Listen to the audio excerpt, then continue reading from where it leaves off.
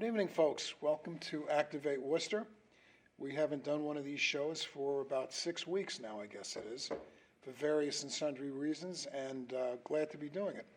And this is going to be kind of our end-of-year recap, politically and so on and so forth. And who better to have as our erstwhile guest, our political commentator, our own Karl Rove, except he's a lot sharper than Karl Rove, is not Jay Karl Givan. Rove. Mark Levin, maybe. Mark Levin. As long as you don't bring a little whiteboard up here, that'll be good. So, anyway, we're filming this literally on the first hour of the winter. We're filming this at about 5:30, and I think the equinox happened at 4:40 or something like that. So, we're looking forward to a real nice, ice cold and snowy winter here in England. So, that being said. As you guys know, I always seem to have an affinity for the candy store of life, which is sports. And I thought I'd start off with a quick synopsis of what's happened that I can recall. First of all, locally here in Worcester, we have a college, some of you may have heard of it, called Holy Cross. And Holy Cross basically was undefeated, the football team I'm talking about. And they ended up going to the FC2, whatever that stands for, kind of a playoff situation. And they were the eighth seed. And they, because of that, got to play the number one seed, where the number one seed resides, which is out in South Dakota. And they were ahead into the third quarter, played their butts off, and unfortunately, they were outgunned by a bigger, tougher, stronger team at home, but they shook them up pretty good, and you can't do anything but take your hat off and really express your appreciation for the team. So good on Holy Cross. From the professional side of it, baseball, obviously we had our buddies here that played at Polar Park, and they drew very, very well. I think 800,000 people for the Woo Sox, and it really, I don't know if you can say revitalized baseball in the Worcester area, but pretty damn close to it. And this has always been a strong baseball area, and the Bravehearts, which is another good solid local club. Again, they became, I think they were either the champs or number two, as they always are, so they were great. But then the blight on everything is the Red Sox, the real Red Sox from the Fenway Park. They've done as good a job of committing harikari as any team I've ever seen in my life. They had a number of really, really terrific assets, starting with Mookie Betts, if you guys know who I'm talking about, and many, many others. And they've basically traded away a number of quarters for pennies. And this offseason has been more of the same. They're still a joke. And they look like they're very, very happy to be a middle-of-the-road team at best. But at the same token, even though their payroll continues to shrink, the price to go to the park to see them continues to go up. So it's up to you, folks. If you want to support a team like that, go for it. So as of right now, they are definitely on a downward spiral, as is the local entry in football, which is the Patriots. They've had a year that, if I use the word a disaster, that's a very, very light word to be using from every perspective. Their offense has been lousy from July on. Their defense, which has carried the team, now they're beginning to slip, as is the special teams. I think they have tremendous issues internally. On the field, they're dead, they're dull. Their coaching staff is beleaguered, to say the least. And as I tape this show, they are currently 7-7. They've got 3 games left. They will lose all 3. And the question is, just how badly. And what does Mr. Kraft do, who runs the team and owns the team and has gazillion dollars tied up? How long will he allow Belichick to do what he's been doing? because the team, basically since Brady left, even Brady's last season here, they were sliding. So, to be continued. And I'm a big football fan, as you guys know, and it hurts me to see it, but it is what it is. Conversely, the Celtics started off far and away the number one team in the NBA. And unfortunately, for a number of reasons, the last week or two, they've lost something like 4 out of 5, including 2 in a row at home against a team that's, playing less than 300 balls. So go figure. Hopefully, they'll get it turned around, and they'll be there in the finals this year again. I hope that's where they're at. Bruins are playing great hockey. But again, if you watch the show and you've heard me speak about my total ignorance about the sport, that's kind of where it's at. I know they're doing very, very well, and people think they have a real shot at the Cup this year, and hopefully we'll see that. It'll give us something to root for this winter, in addition to the Celtics. That's where we're at with sports. Done. Okay. Now, the real blood sport around here has been politics, and that's where Jay comes in. So, Mr. Jay, grace us with numbers, analysis, and projections. I just thought of this. Only today with the 2022 election, can Republicans have a good election, conservatives have a good election, and Democrats have a good election, all in the same election. It's a beautiful thing. And what do I mean by that? Democrats did better than. First of all, we were expected, and the hype was a red wave. And then came what I'll call the mega MAGA memers. And we've got MAGA. Joe Biden called us mega MAGA. But then you have people on social media that put up all these memes. You've got Donald Trump, he looks like some political Fabio, the superhero thing, and it's going to be a tsunami. The Democrat Party's going to be wiped out, and that was never going to be the case. Mm-hmm. So based on expectations, Democrats did well. Based on what Republicans needed to do, we took the House. We had to have taken at least the House and the Senate to stop Biden as much as we can. They did that. Conservatives had a good 2022. And so here are some of the numbers. Based on the national vote, taking all the elections in totality, there was a 12 million vote swing between 20 and 22. They went from 7 million less votes to 5 million more votes, and then Democrats. So that's good. They weren't spread out as much as could have been, but still. Pelosi lost the speakership. That's a good thing. If I won't even say left, right, or any political spectrum thing. As far as the Constitution is concerned, Roe v. Wade being overturned is a good thing. That's a constitutional matter. And just to explain that a little bit, you have enumerated powers. Article 1, Section 8. It has about 18 things that the federal government should be involved with. If it's not listed there, it goes to the states as a state issue under the 10th Amendment. Abortion is not in enumerated powers. It belongs in the state. Even, what's her name? Supreme Court Justice.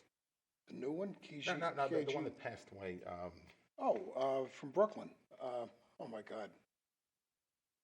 Guys, you know who we're talking Ruth Bader about. Ginsburg. RBG, whatever. It's late in the year. Yeah. And she even said that the states should be taking care of this issue, not the federal government. Lee Zeldin, he ran for governor of New York this year. He lost with 47.1% of the vote.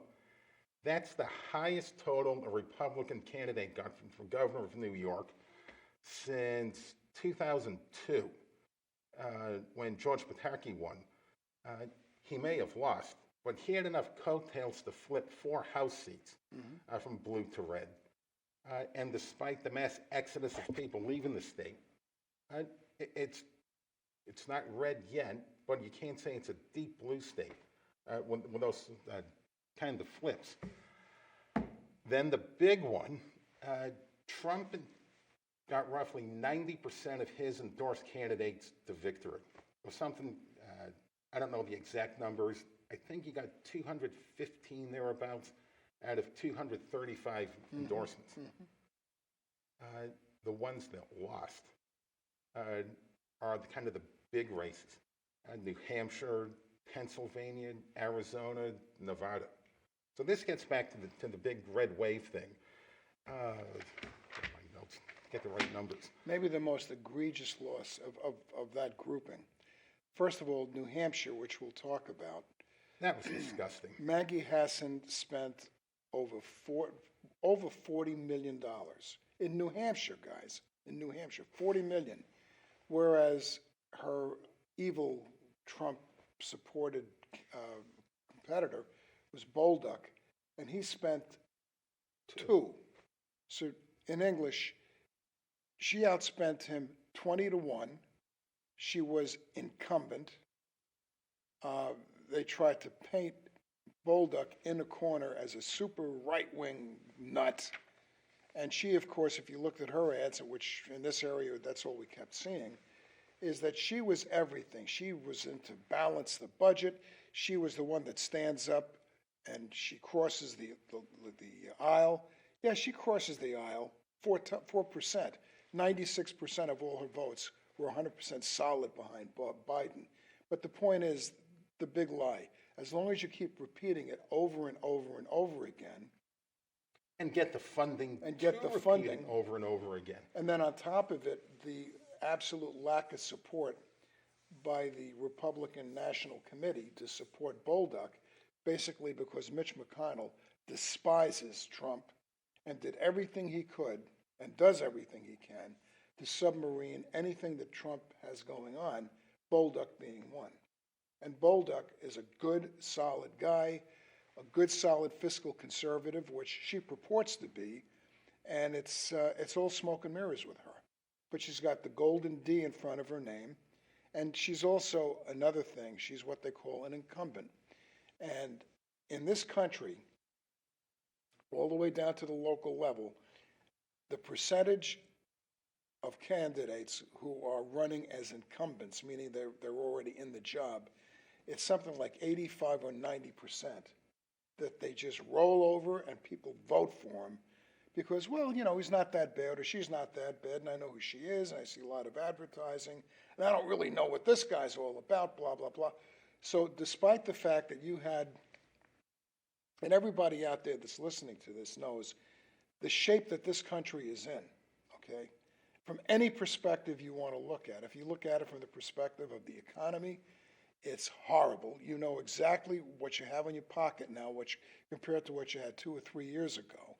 You know that there's jobs that are just going to fallow because people don't want to work. They don't have to work.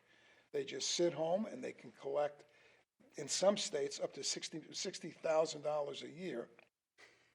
And I think Massachusetts is either number 3 or number 4, with the average person who's, you know, on the dole is getting the equivalent of like $45,000 or $50,000 a year. So the point is, why should you get up in the morning, go out and take guff from a customer or guff from a boss, and do it for 15 or 20 bucks an hour? And 20 bucks an hour times, let's say 35 or 40, puts you somewhere around 700 bucks a week. When you can stay home for 800 or 900 and watch Oprah or whatever the hell you want to watch and relax and have no pressure, no stress. And this is why many, many companies can't find folks to work. In this area that we're in, downtown Worcester, there's a new restaurant that just opened, it's big around the country, called Ruth's Chris Steakhouse. It's sort of like a 111 Chop House, except maybe a little bit better. So it's upscale and it's trendy and big bucks. And when they opened, which is about a month ago, a little over a month ago, imagine the money that they put into it. Consider right where they are, right in downtown. They're open 5 days a week. Why?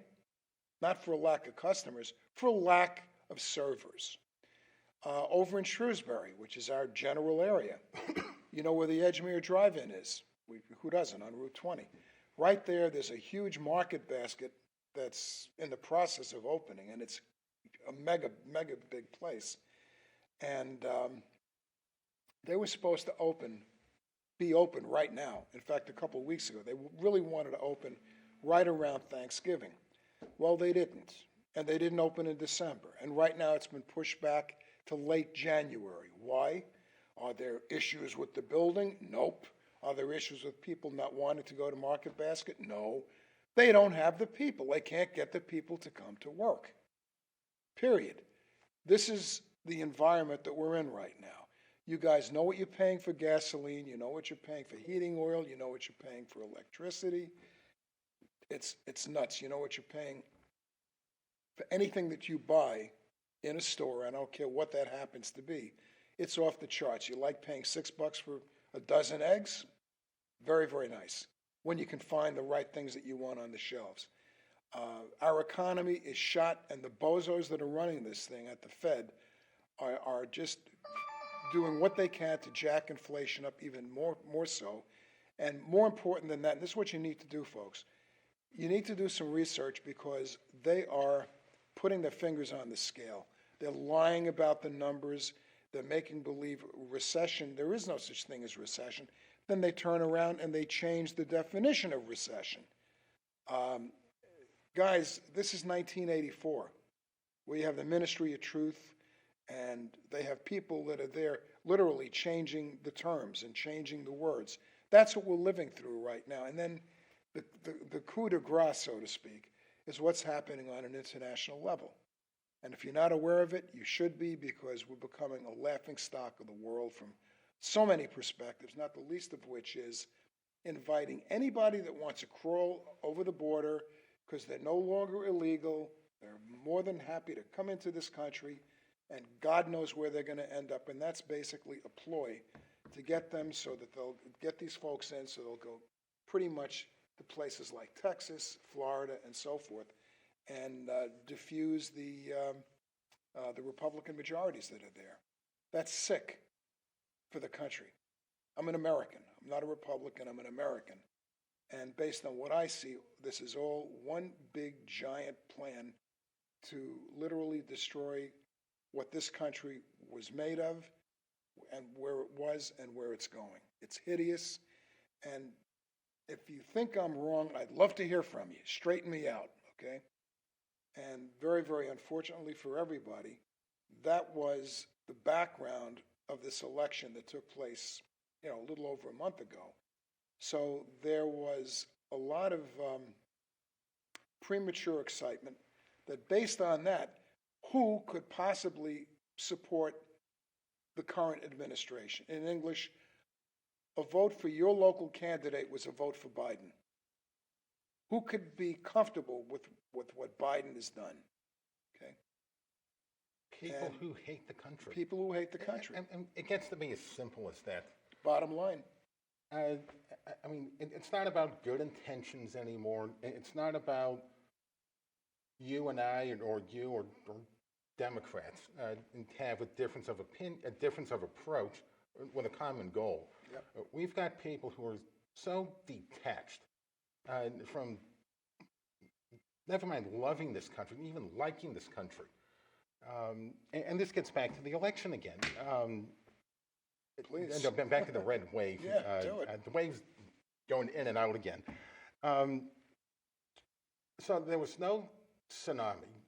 There could not have been. If you look at the map, there were, where were the numbers? Okay, this year there were 19 Republican, the Senate's a third every 2 years. This year, it was 19 Republicans and 15 Democrats.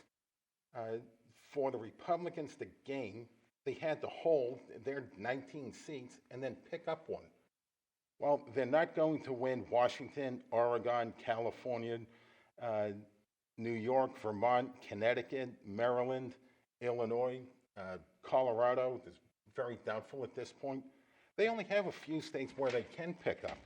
New Hampshire, which we just discussed, which Mitch McConnell basically undermined the Republican candidate. Yep. You've got Pennsylvania.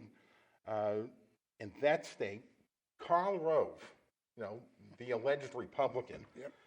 His super PAC spent millions and millions of dollars supporting the Democrat gubernatorial candidate. That was Shapiro. Shapiro. Right? Yeah. And at this point, people are so tribalized in voting. There's no split tickets anymore. So when you're supporting the gubernatorial candidate, which is Democrat, you're just going to vote down line. Mm-hmm. And you can put some token attacks on Fetterman, but he knows the bulk of the votes, and you've got 50 days of early voting, which is about 40 early voting days before they had that sham called the debate they had. Fetterman, doesn't matter. He had a stroke. I wish him well. Don't care. Well, they just don't care as long as it's anti-Trump or whatever they perceive to be anti-Trump. You go down to Georgia. That turned out to be a mess too. That deeply, moral and upstanding citizen, Warnock. You've got him for 6 years. Arizona, on the gubernatorial side, Carrie Lake was up 11 points a week before the election. She's running against Katie Hobbs, the Secretary of State. She wouldn't recuse herself for overseeing the election she's a candidate in. That's truly amazing. Mm-hmm. She wouldn't debate. And Maricopa County, I think it was 23% of the voting machines weren't working. Isn't that strange? And after a week of counting and finding ballots, who knows, under some cactus someplace out in Tucson, who knows, she won by the narrowest of margins. And where's the vote total? It's truly amazing. She won 50.3% of the vote to Carrie Lake's 49.7, a difference of roughly 17,000 votes. Mm-hmm. Again, Mitch McConnell, who controls the purse strings, Carrie Lake never got any support. You go to Nevada, same basic thing. It's not that Trump lost with his endorsements. Mitch McConnell and Karl Rove and the establishment undermined Republican candidates. All the way. And that results in, you don't need much to control the Senate, just one, and they got it. Well, you have two that you just mentioned that are particularly, they're all egregious in their own words, in their own ways, if I can use that term. The one that really gets me nuts is the Pennsylvania one. Okay?